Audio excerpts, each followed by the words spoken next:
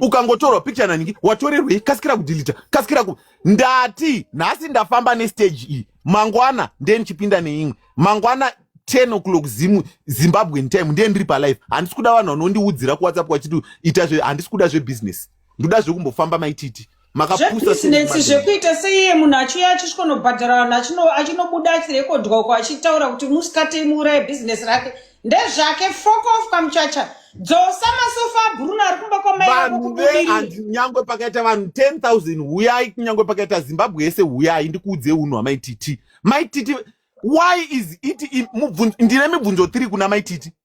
mubvunzo 1 wangu 1 Mai Titi why is it imimi munoda you are always right hamutadzi imi ndimi mega munongotadzirwa ndimi mega munongotadzirwa hamutadzi number 2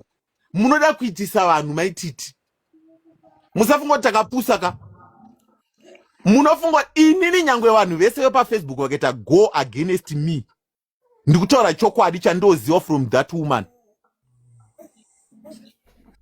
ndikutaura chokwadi chandoziva kuti ukaita zvekutamba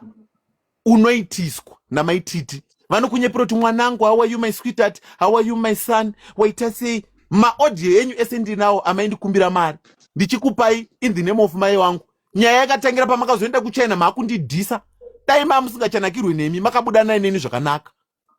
musaswere muchipa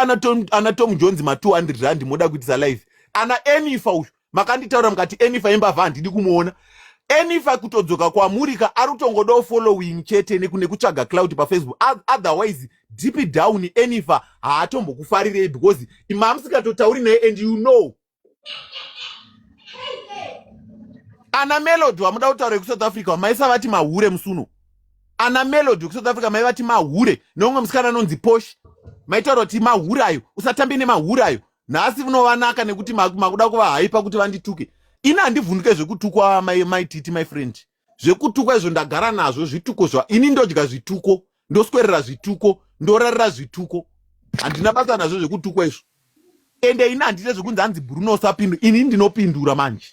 ndozvandakanakira ndinopindura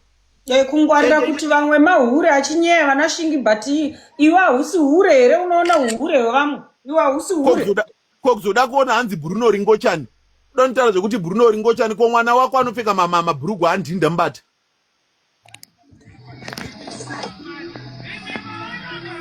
kamuchacha kana wakapenga baya live uudze mwana mafix kana une mafix ndo maperera uri kuita iwayo baya live unyatsouya kwete kuti zvoda kupa vanhu mari uchivatuma uchiti vanhu vabhadharwe ana Tom Jones uchivapa mari uya iyeke tiri kutoda iwewe